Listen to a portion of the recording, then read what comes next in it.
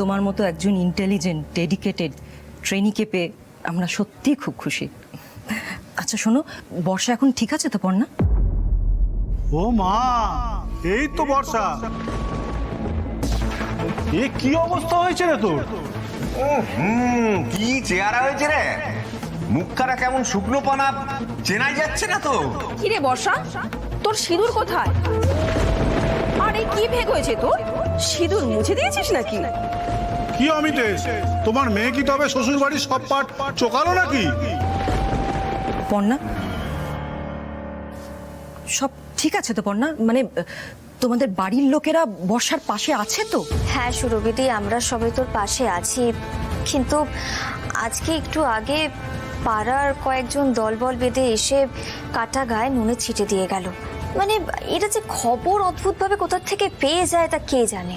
ওদের তো এটাই কাজ, কার বাড়িতে কি হচ্ছে না হচ্ছে সব খবর রাখা।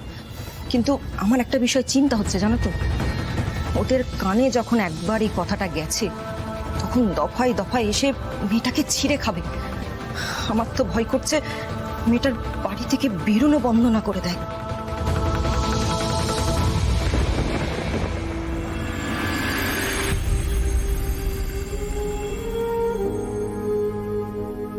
কি রে বর্ষা, তোর সিঁদুর কোথায়?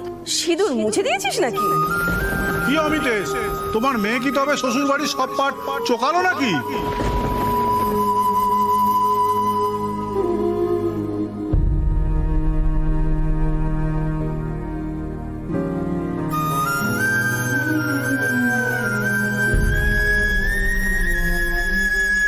বর্ষা, ও পিকলু, বল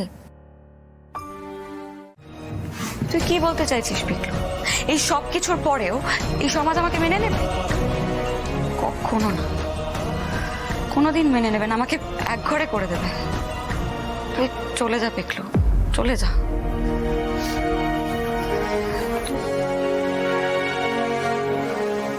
বর্ষা শান্ত হ,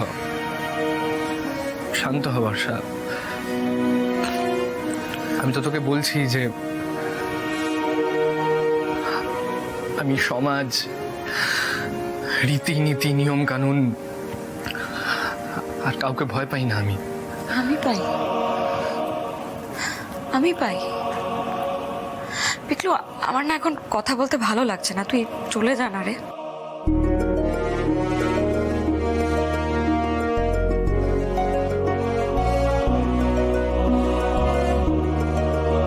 আমি তোর জন্য অপেক্ষা করবো বর্ষা। আমি একবার যে ভুলটা করেছি সেটা আর কোনোদিনও করবো না। আমি কোনোদিনও তোকে ছেড়ে যাবো না। আমাকে একটু একা থাকতে দিবি প্লিজ পিকলু?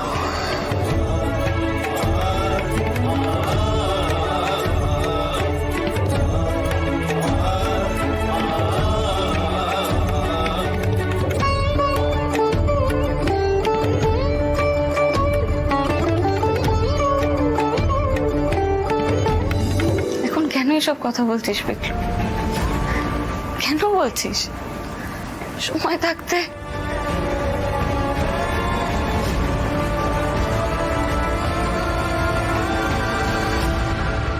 এখানে বসে খায়, আমরা কেউ খাবো না।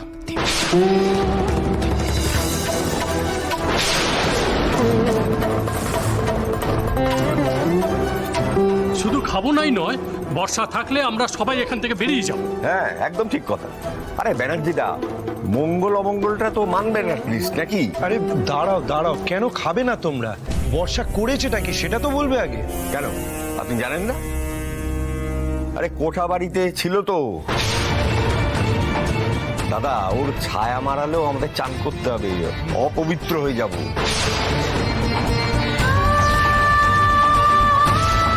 আরে ওরা চরিত্র বলে কিছু আছে অবশিষ্ট।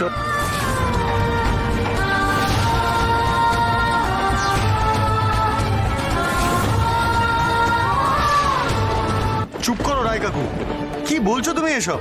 তুমি বর্ষাকে ছোট থেকে দেখছো, তুমি এসব কথা ওর সম্পর্কে বলছো, তোমার মুখে একবারও বাজছে না? সত্যি কথা বলতে মুখে বাঁধবে কেন শুনি? নিজের বোনকে তো শাসন করতে পারে না, আবার মুখে বড় বড় কথা। দেখো ওরম করে বলো না গো দাসগিন্নি, বিশ্বাস করো যা হয়েছে তাতে আমাদের মেয়ের কোনো দোষ ছিল না। শুধু শুধু তিলকে তাল করো না তো তোমরা। আরে চুপ করো তো, চুপ করো। এখনো মুখে বুলি ফুটছে। আরে যে মেয়েকে দিনের আলোয় বাড়ি থেকে বের করা যায় না, তাকে বিয়ে বাড়িতে নিয়ে এলে কি করে? নিজেদের না হয় লজ্জাবোধ নেই, তা বলে কি আমাদের নেই? শুনে নিন ম্যানেজিদা, হয় এই মেয়েকে বিয়ে বাড়ি থেকে বার করে দিন, না হলে আমরা চলে যাচ্ছি। এই রুবাইয়ের বাবা, ঈশা মায়ের বুদ্ধিটা দেখেছ? এবার পনা মজা টের পাবে। চয়ন, এনারা কি অসভ্যতামি শুরু করেছে? আমরা কিভাবে থামাবো এনাদের? জানি না, মাথা কাজ করছে না। বাবাও তো এলো না, বাবা থাকলে এদের সবার মুখ বন্ধ করিয়ে দিত। আর মিচকা তো ওরকম নয়, ওইভাবে তো বলতেও পারবে না। বর্ষার মুখটা দেখেছো? দেখো বর্ষার মুখটা, দেখো কেমন ভয় পাচ্ছে, দেখো। কিছু করো তোমরা প্লিজ। কি হলো কি কৃষ্ণা? এখনো ওই মেয়েকে নিয়ে দাঁড়িয়ে আছো? যাও, চলে যাও।